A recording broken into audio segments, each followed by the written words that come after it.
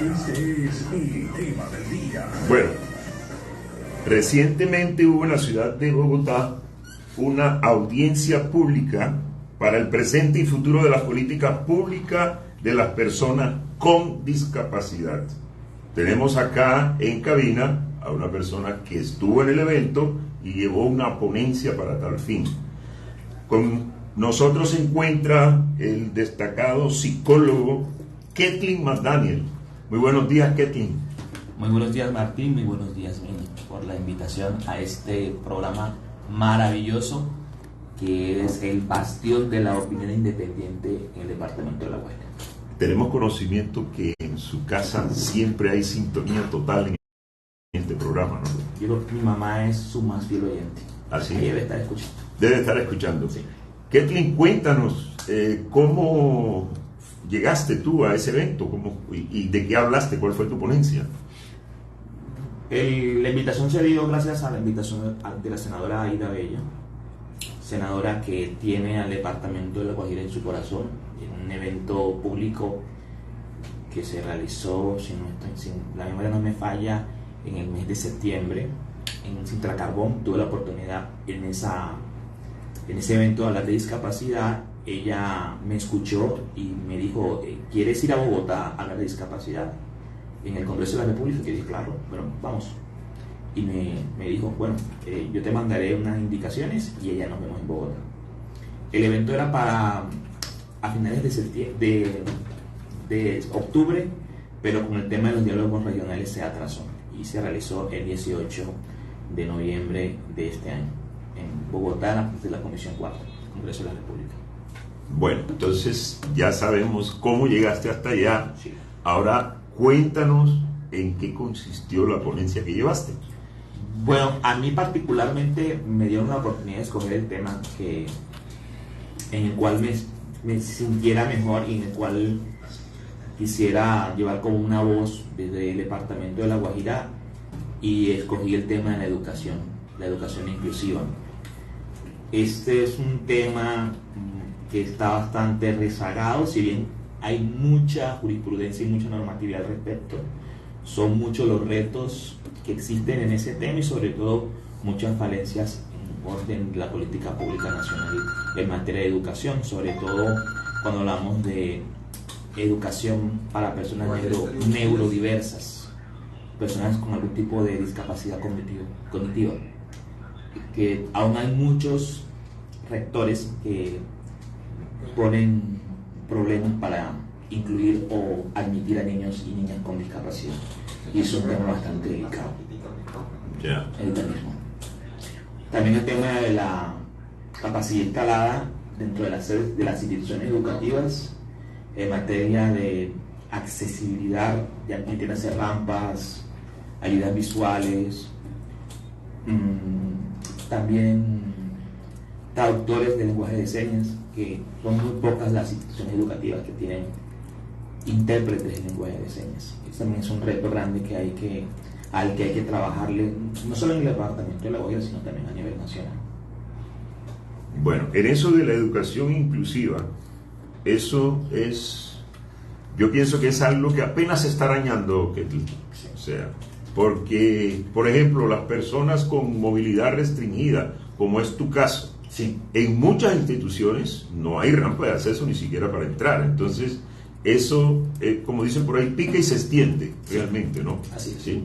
Entonces, bueno, ese evento sirvió para canalizar información que de alguna manera va a entrar a jugar en el plan de desarrollo, o qué.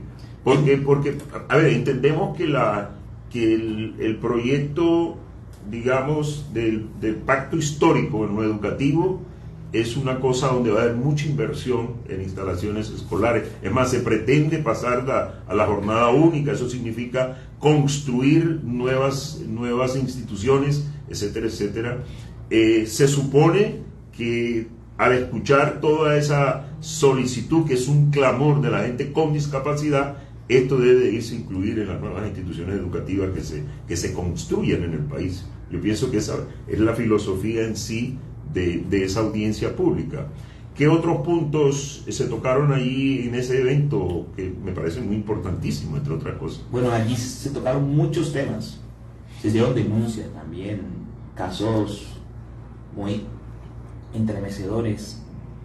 Me llamó mucho la atención el testimonio de un padre de familia con una persona con discapacidad, con una enfermedad huérfana, y ese padre, me acuerdo que gritaba y clamaba que por favor no dejaran morir a su hija, que necesitaba urgente atención médica, que se le estaba negando su prestadora de servicio, que en ese caso es Sanitas, y todos nos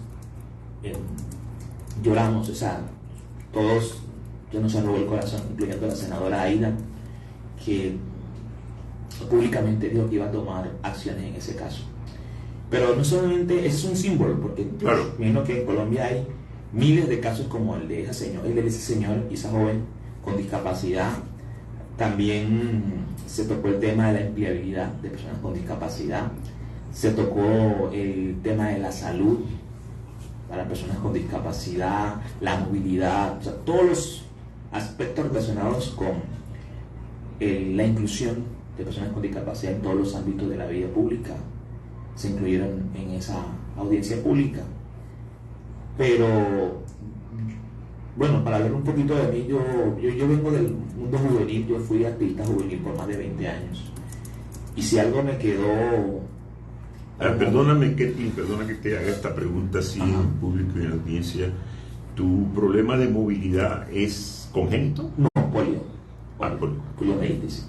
Okay. Continúa, yo siempre digo jocosamente la última generación que sufrió polio. Fue la mía, 1900. Yo soy de 1900, yo soy modelo 1980. Uno ver una persona nacida después del 83 con polio es muy difícil en Colombia. De como te venía diciendo, yo vengo al mundo del activismo juvenil, y si algo me quedó de experiencia dentro de mi accionar como activista juvenil es que un evento no cambia el mundo, pero sí lo cataliza y eso se convierte en un punto de inicio. Pienso que esto pasa con esta audiencia. Esta audiencia, si bien no fue un evento trascendental, sí pienso que es un punto de partida para claro, iniciar, sobre todo en este nuevo gobierno del cambio. Ayer, si no estoy mal, me mandaron un capture del director de las regiones, Juan Fernando Velasco, que fue uno de los padrinos del Pacto Nacional por la Discapacidad que firmó el presidente Petro cuando era candidato.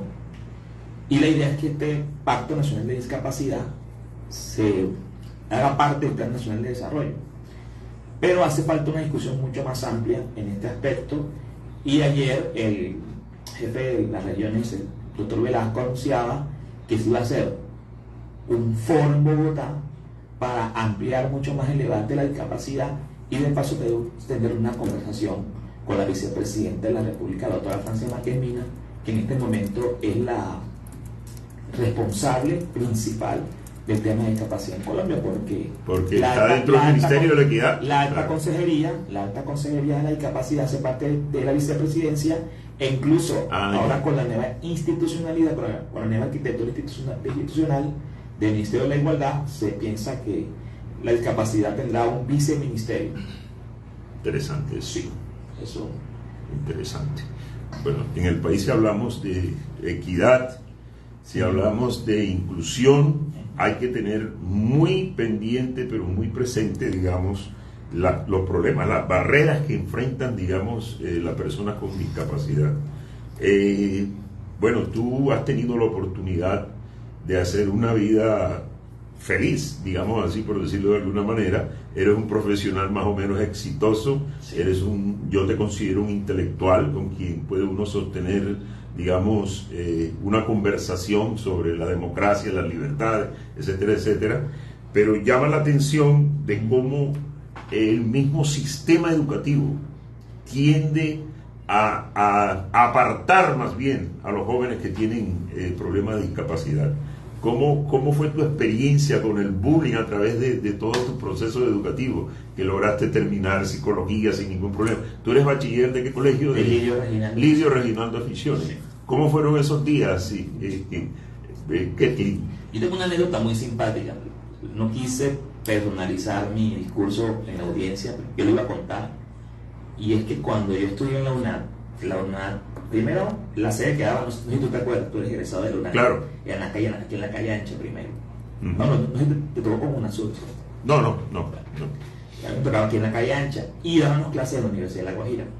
En esa época la Universidad de La Guajira no era tan incluyente en materia de discapacidad como ahora. Ha avanzado mucho la Universidad de La Guajira porque tienen política pública interna de discapacidad y eso hay que reconocerlo. Claro. Y me acuerdo que me tocaba dar clase en el tercer piso del bloque de administración y tenían que cargarme. Yo daba clase los sábados y tenían que cargarme y subir. Luego la UNAD adquiere la casa de la calle 15, que está al lado de la Cruz Roja, y allí ahí tampoco había rampa, claro, no había rampa, me tenían que ayudar, me acuerdo, incluso para entrar. Le agradezco mucho a los porteros, a los celadores de esa época que me ayudaban y me veían y me ayudaban a subir. Me acuerdo, en esa época andaba yo en una bicicleta. En mi bicicleta amarilla, ellos me ayudaban a subir. Y para no alargar la historia, me acuerdo que la rampa la inauguraron el día que me gradué.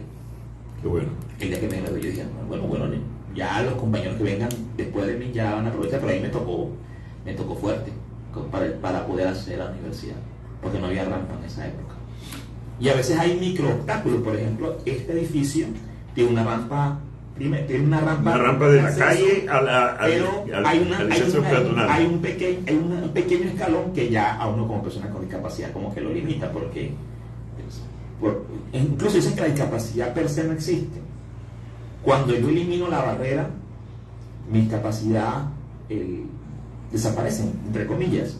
Porque si aquí hubiese accesibilidad total en este edificio, yo no me sintiera con discapacidad porque pudiese movilizarme sin necesidad de pedir ayuda, pero inmediatamente aparece el obstáculo, ahí hay un freno. Entonces así me pasó con la UNAD.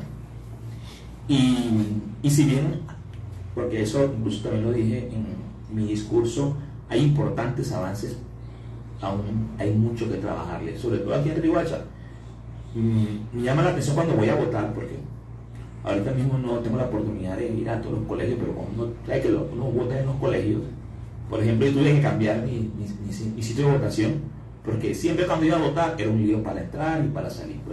Por eso miré qué colegio en Riohacha tenía la mejor accesibilidad para personas con discapacidad, y por eso inscribí mi cédula en el Liceo Parilla. Porque en esos colegios era una pesadilla para votar.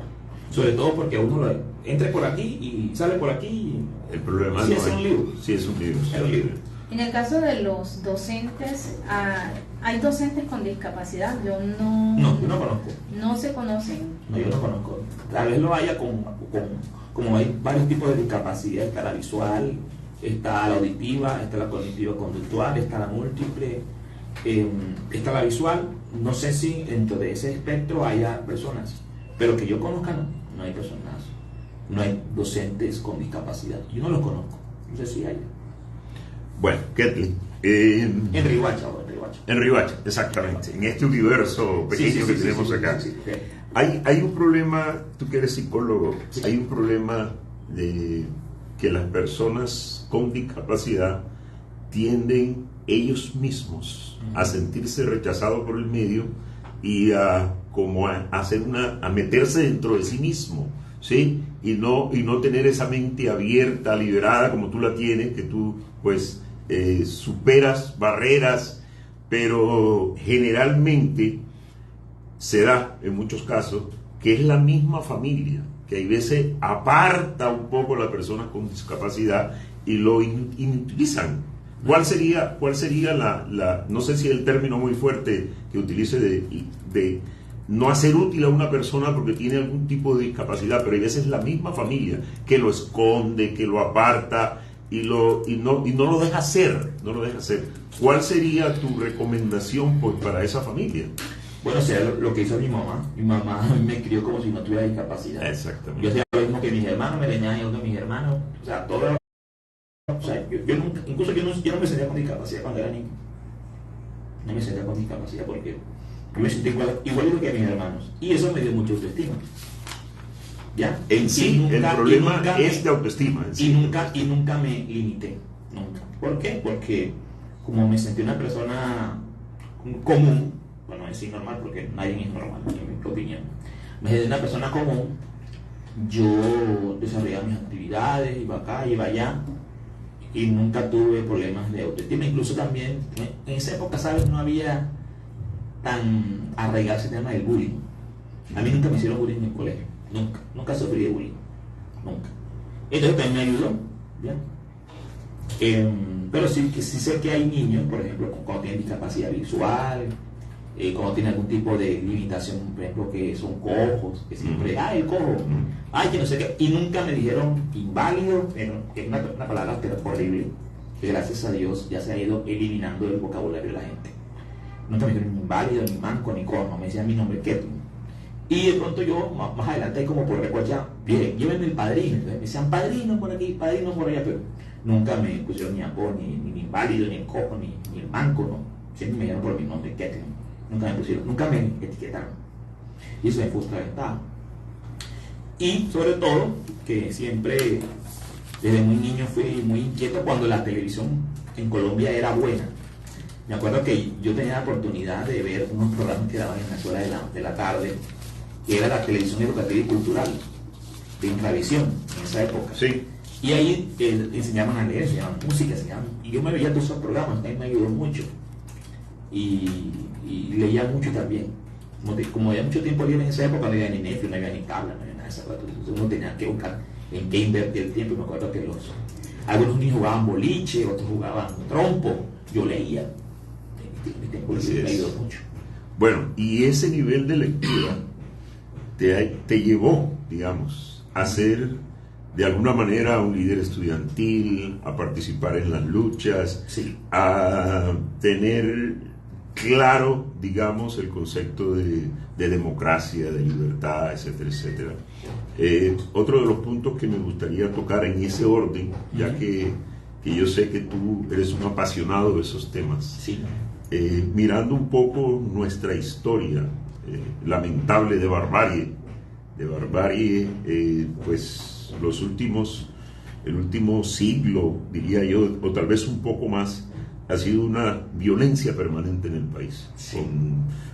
Poniendo un punto de referencia al 48, el asesinato del líder político Gaitán, donde se desata una escalada de violencia en todo el país, llegando a comienzo de este siglo, que ha sido barbarie, o sea, todo lo que tiene que ver con, bueno, las primeras décadas de este siglo XXI han sido muy violentas también, ¿no?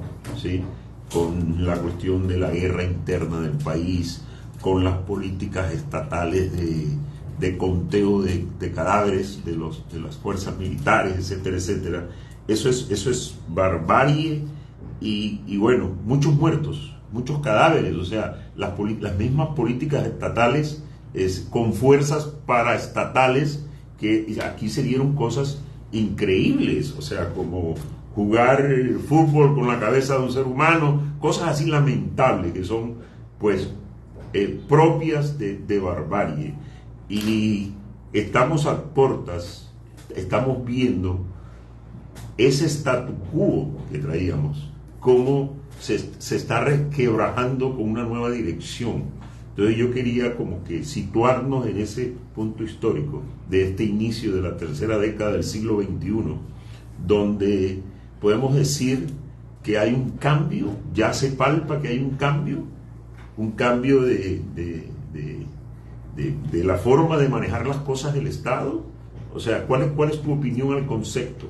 O sea, en eso de barbarie y humanismo, que es uno de los temas que me gustaría que, digamos, que dialogáramos, en eso de barbarie. ¿Cómo ves la cosa, Ketlin?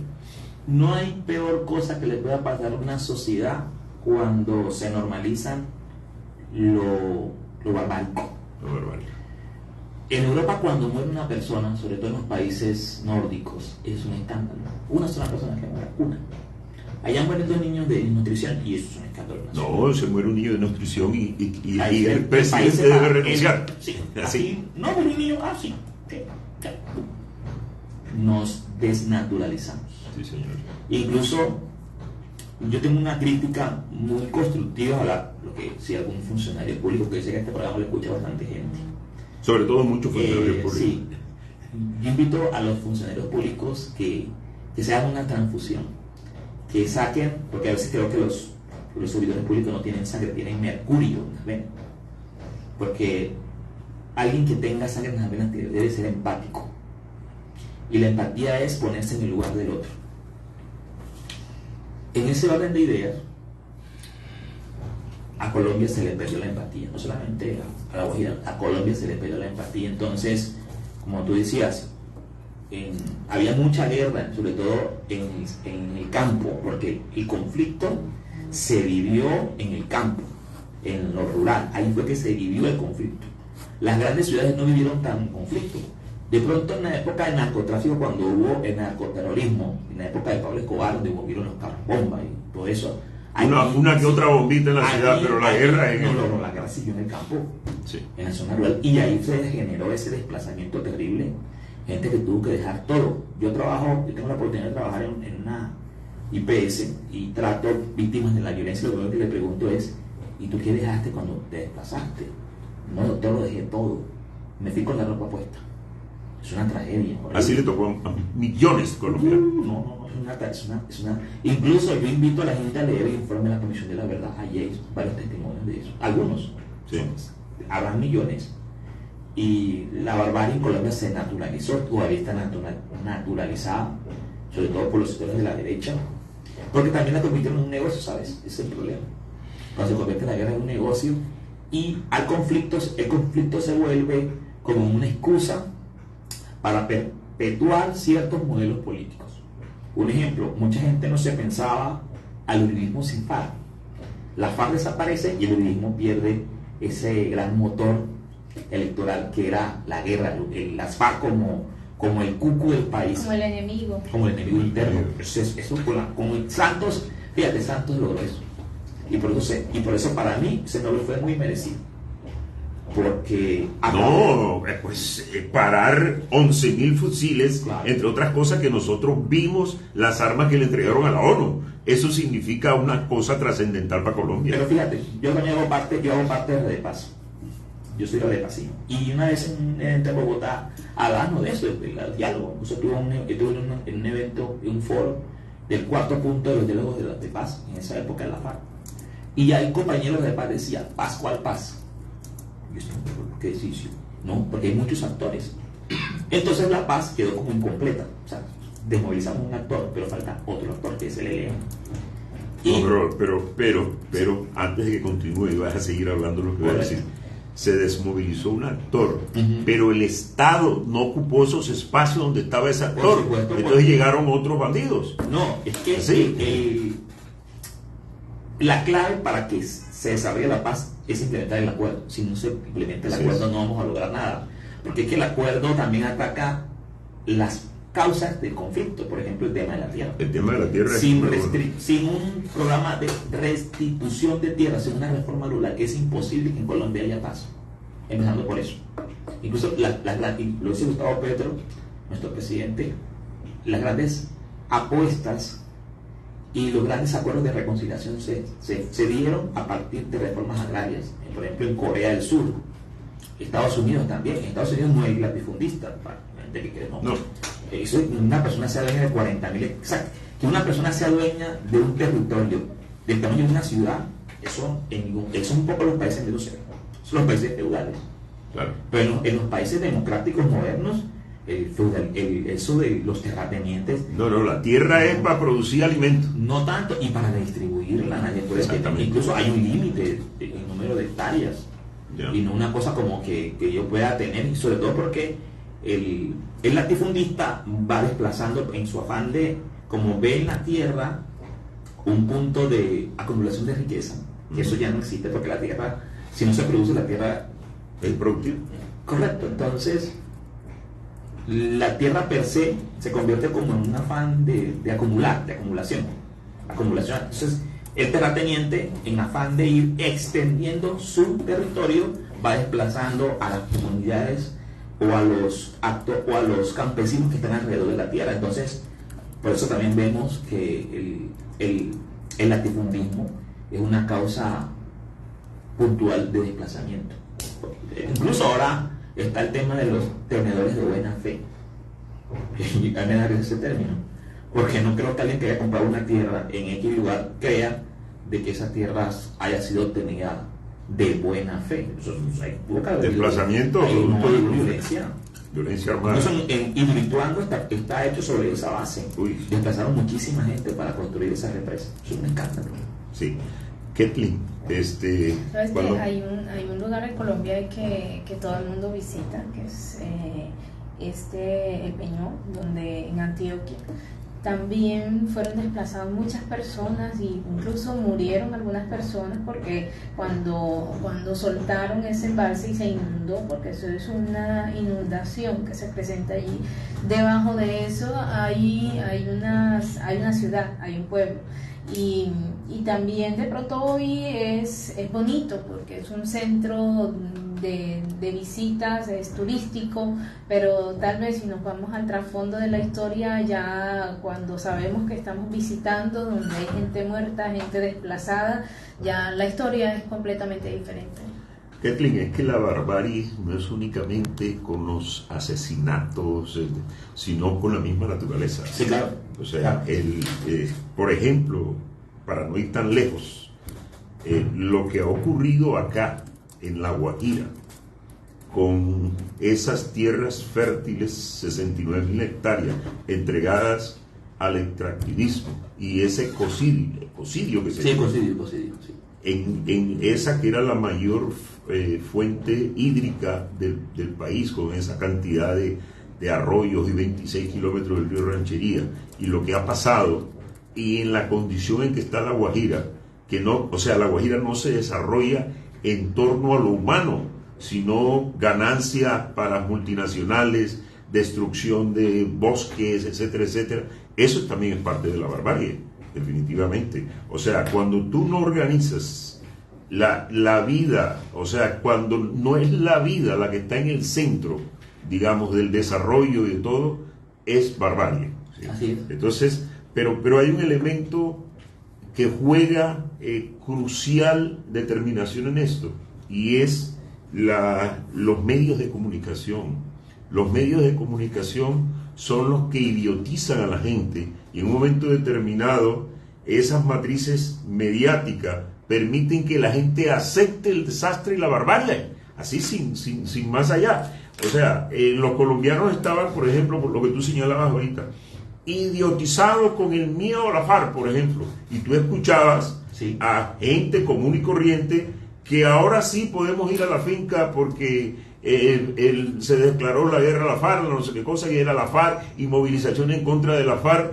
Resulta que la FARC se desmoviliza y nos dimos cuenta que el problema de Colombia no era la FARC, sino la corrupción, que se estaban robando todo y que se siguieron robando todo. Claro. Entonces, los órganos digamos, los medios de comunicación ocupan un papel, inclusive en la época del nazismo en Alemania, la radio, o sea, sirvió para idiotizar a la gente y que la gente acepte eso. Parece que detrás de toda esa andanada y barbarie, ahora están las redes sociales, que idiotizan una cantidad de matrices mediáticas y una cantidad de información que llega, que la gente termina aceptando, ¿sí?, lo que dicen a través de las redes, para mantener el statu quo, entre otras cosas, porque en Colombia los dueños de los medios, de los grandes medios hegemónicos, son los dueños de todo. Y entonces, bueno, ahí está la labor que juegan los medios alternativos, Ketlin. Me gustaría que conceptuaras un poco sobre esa partecita. Yo soy como, mucha gente dice que yo soy como Don Ramón, yo he hecho de todo un poquito. Yo hice radio, yo fui, o soy todavía hago imitaciones. Yo soy muy bueno para imitar voces. Ahorita no sé si haga algunas voces al final. Y tuve un gran maestro de la locución. Mi maestro fue Néstor Villarreal Santa Cruz. Para mí un caballero de la radio, y esos locutores de antes. Y él me enseñó muchas cosas. Haciendo ese paréntesis, la comunicación es uno de los aparatos ideológicos más importantes en cualquier gestión política. Los medios de comunicación construyen las narrativas. Y antes, yo soy modelo 80, yo me crié con 2 canales solamente, Canal 1 y Canal 2, y después de Canal 1 y Canal A. Y después de Canal A, no, ni siquiera me acuerdo si te acuerdas de eso. Canal A, me acuerdo del Canal de León. Y no sé si te acuerdas, Martín, que antes los noticieros eran de los partidos políticos. Sí. Entonces un noticiero era del Partido Conservador. Había mucha más mucha más pluralidad, entre comillas, de información. Porque incluso partidos de oposición tenían, por ejemplo, el noticiero QAP, sí, era de un grupo político no alineado al gobierno de la época. Entonces había otra línea. Hoy no, hoy solamente hay 2 líneas editoriales. Y que coincidencialmente pertenecen a los 2 grupos económicos más importantes del país, que son el grupo empresarial Ardila Lule y el grupo empresarial de hoy Alejandro Santo Domingo, que no sé ahora cómo se llama. Esas 2 personas, y Sarmiento Angulo, que maneja City TV, o sea, esas 3 personas deciden de qué va a hablar de qué se habla en Colombia, y ellos construyen la narrativa. A mí ese cuentico de la libertad de prensa, eso construyó, incluso todo lo que hicimos o hacen parte del periodismo saben de que existe la autocensura. Eso es normal adentro de la discusión interna dentro del periodismo, la autocensura. ¿Sabes que hoy porque los dueños son los que dicen de qué se debe hablar, porque uno no va a partir la lonchera como periodista. Incluso, por ejemplo, Mónica Rodríguez, ella dijo algo y le echaron del canal, le echaron de Caracol. Pero afortunadamente, otro bastión, yo creo que ese es el equivalente, no sé si estoy exagerando, el equivalente del local de En Voz Alta, que es Noticias 1. Gracias por la comparación. No, claro, para mí este es un bastión de resistencia, este programa. Ella se fue para Noticias 1. Dijeron, no, la echaron, venga para acá. Y haga periodismo. Y ahí está, excelente. Y yo voy a hacer en Twitter. Sí. Pero fíjate, aquí ha habido una revolución. Y te hablaba del mundo en la radio, porque yo cuando era niño, yo escuchaba mucha radio, uno de niño escuchaba mucha radio, y eso se ha perdido. Y yo veía la radio como algo, y dije, no así. Y fíjate, hoy gracias a la nueva tecnología cualquiera puede hacer una emisora virtual. Con un computador, algunos conocimientos de software, una buena conexión a internet, hace su emisora y tiene su canal de YouTube. Yo nunca empecé a salir en televisión y he salido muchas veces en televisión. Tengo mi canal de YouTube con más de 1.700 suscriptores, o sea, 1.700 personas me ven en YouTube a nivel mundial. Tengo un blog, o sea, hoy la comunicación se ha democratizado y a partir han surgido fenómenos de la red como es Wally, como es Levin Rincón, como es Lali, Café Picante, Beto Coral, sí. Café Picante, me fascina Café Picante, Néstor Morales. No, Néstor Morales es un genio. Es con ese humor, claro, muy político, muy intelectual, entre otras cosas. Sí, me fascina. Pero me parece que él escribía texto a Jaime Garzón. Claro, incluso él se inventó a varios personajes, él fue creador de varios personajes. Claro, de Cínico Caspa, del Celador también. Sí, claro. De los personajes que salen en Café Picante, que son parecidos, por ejemplo, Godolfredo, es invención de él, incluso lo hace otro humorista, me fascina Godolfredo, esa sátira que ya hacen los conservadores, espectacular. Entonces hoy los medios se han democratizado e incluso yo aquí entreno, yo siempre le hago el guiño a En Voz Alta para que En Voz Alta evolucione también al mundo de la virtualidad, que tenga un canal de YouTube. Yo soy un programa, y con esto cierro, un programa que se llama La Base en España, que lo dirige Pablo Iglesias, uno de los grandes opositores en España. Y es un programa independiente que se da a partir de la virtualidad. Incluso Gina Afinogenova, no sé si lo pronunció bien, que es una periodista rusa, que con todo esto de la guerra de Ucrania fue desplazada y fue tirada por todos los medios, los medios hegemónicos como trabaja en Russia Today. Ella hoy está en La Base, haciendo periodismo independiente, sin censura y por supuesto con mucha calidad. Ahí lo invito a escuchar, a suscribirse a La Base en YouTube.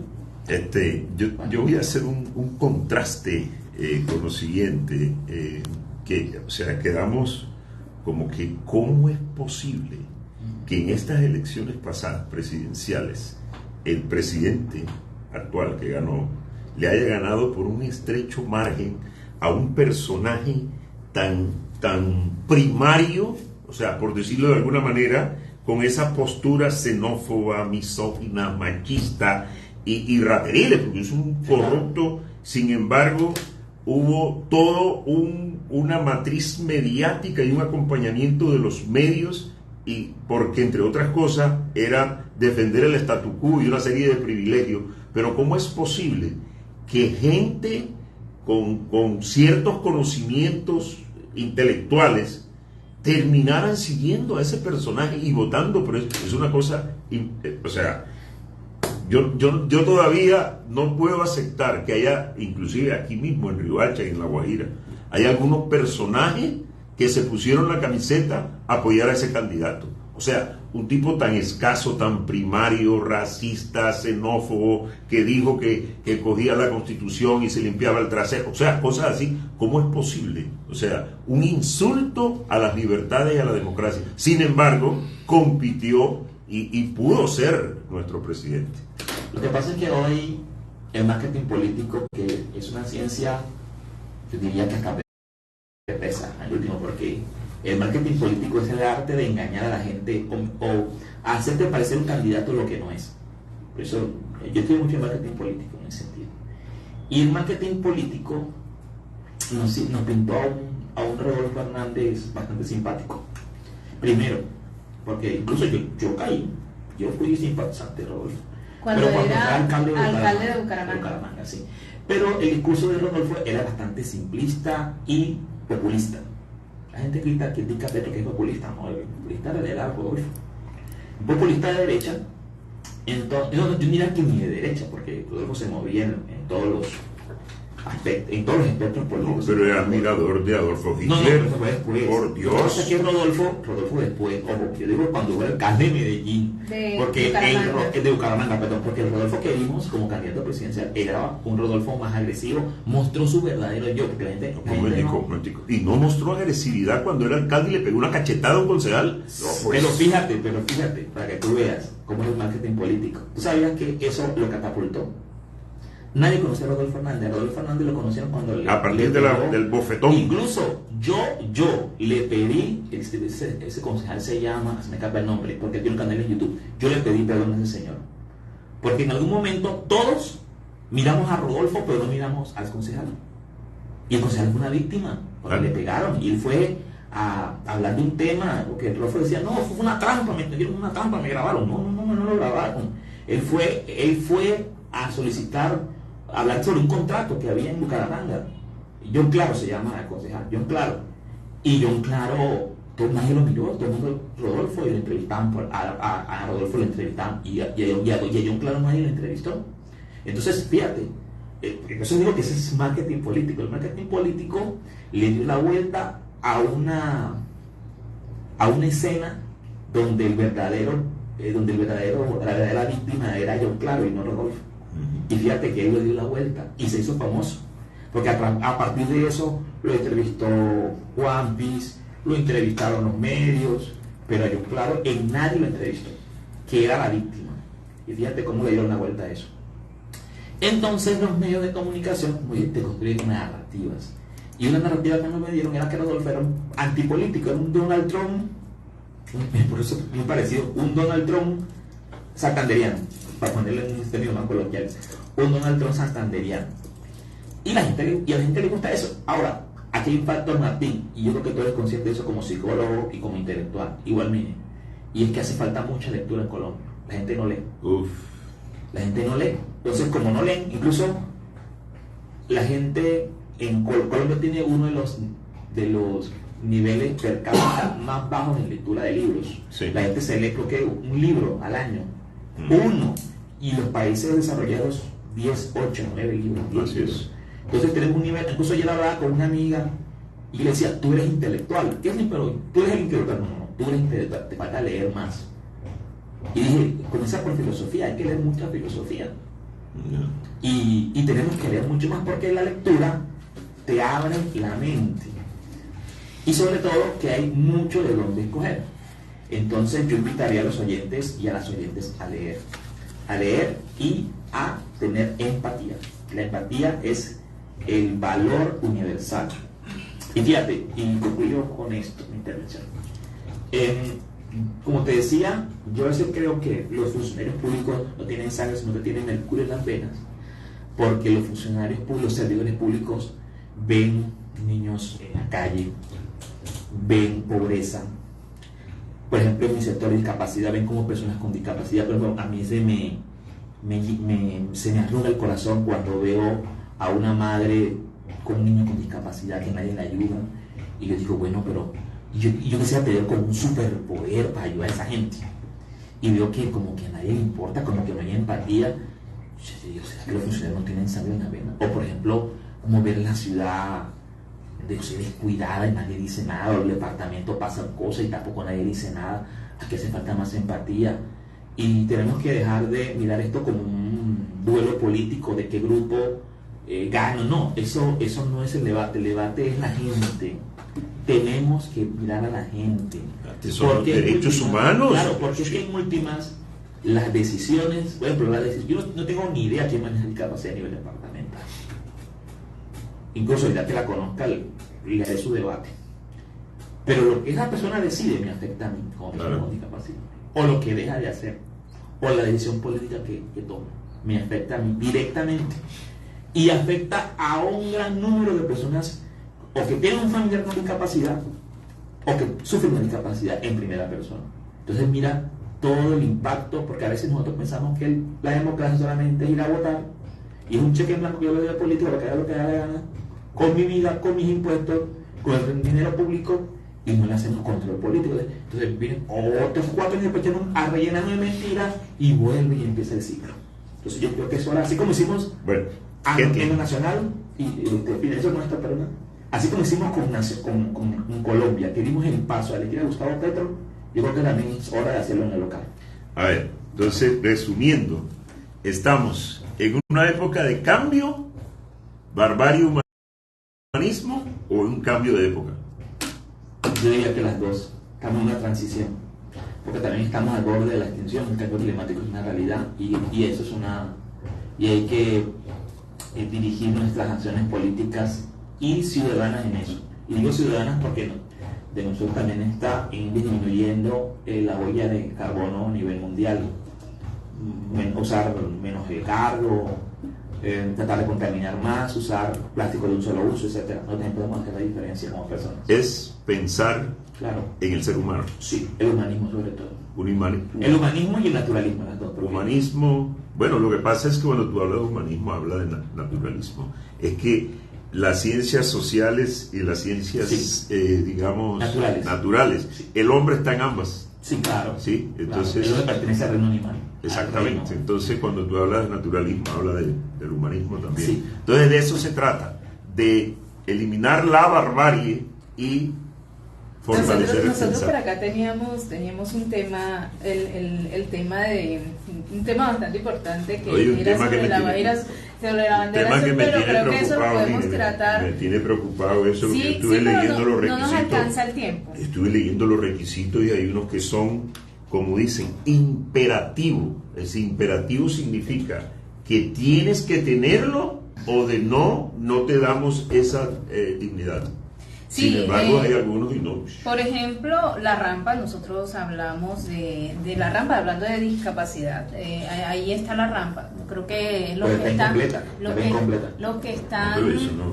están a través de la página Red en Voz Alta, creo que alcanzan a ver allí donde se logra observar que la rampa no la han terminado. Incluso el mismo viernes, que pues se anunció la noticia, fue el día jueves, y el día viernes que sale la noticia en la prensa, pues era apenas que estaban continuando o apenas estaban adelantando el proceso de la construcción. De pronto no nos alcanza, mañana tocamos más el tema, sí. Pero yo vi 2 puntos que son imperativos, y es que el municipio distrito tiene que tener un plan de desarrollo y ordenación, un plan de ordenamiento territorial. O sea, eso es imperativo, tiene que tenerlo, de ordenamiento de playa, y no tenemos POT ahorita mismo.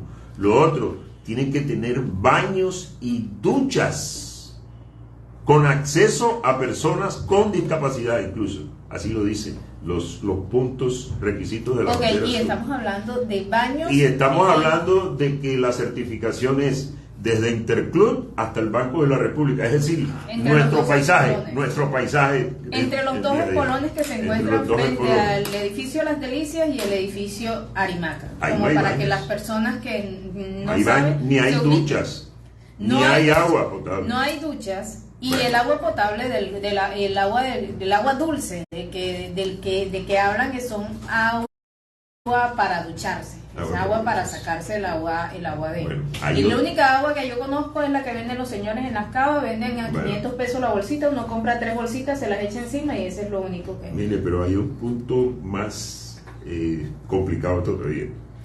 La zona galardonada con bandera azul está entre la desembocadura del Rito y el efluente de las aguas residuales de la ciudad que llegan al mar sin ningún tratamiento. Y ahí hay unas cosas muy específicas sobre el análisis microbiológico del agua donde se baña la gente, que tiene unas cantidades no permitidas de Escherichia coli, que es esa bacteria que está en el excremento humano, y de la cual esas dos, tanto el Rito como el efluente, y mejor dicho, invade esa zona de la bandera azul. Entonces yo no sé, y entre otras cosas, esos análisis tienen que hacerse con cierta continuidad. Entonces yo no sé cómo, pero bueno, ya creo que no nos alcanza el tiempo. Mañana vamos a tratar esos punticos y vamos a ver si tenemos Yo quisiera a alguien invitado de la administración para que nos hable de eso. Yo quisiera que se despidiera con un personaje. Bueno, con respecto a la bandera azul, nada, solamente podría decir lo que aquel dicho que dice, no lo sé, Rick, parece falso. Sí, es que tengo entendido que para postularse a la bandera azul, esos son como los premios, son como los hijos, como a veces nosotros vemos que son los hijos de los rectores que siempre le están dando un premio, así siente uno que tienen al alcalde de la ciudad, que todo el mundo le quiere dar un premio por lo que sea. Inicialmente, la semana pasada estábamos hablando del premio animalista. Y pues, Alcalde animalista. Sí, el Sí. alcalde animalista. Sí. Que le dan un premio, pero pues nosotros no vemos ningún tipo de trabajo animalista en 2 años que tiene gobernando. Ahora el premio de la bandera azul, que en otras lo dan precisamente cuando las playas de Riohacha están en su peor momento. No hay iluminación, no hay limpieza, a simple vista se llega a la zona que fue galardonada con la bandera y pues notamos que no existen. Son 33 puntos que se deben cumplir, de los cuales hablaremos mañana. Y no, o sea, son pocos los que se cumplen, tal vez los de señalización. En estos momentos no se encuentra incluso el señor salvavidas, la persona que se debe encontrar allí en la caseta de salvavidas, y eso es también imperativo. Quiere decir que es obligatorio que tenga que estar el señor salvavidas allí. Así que, bueno, esto es todo por hoy.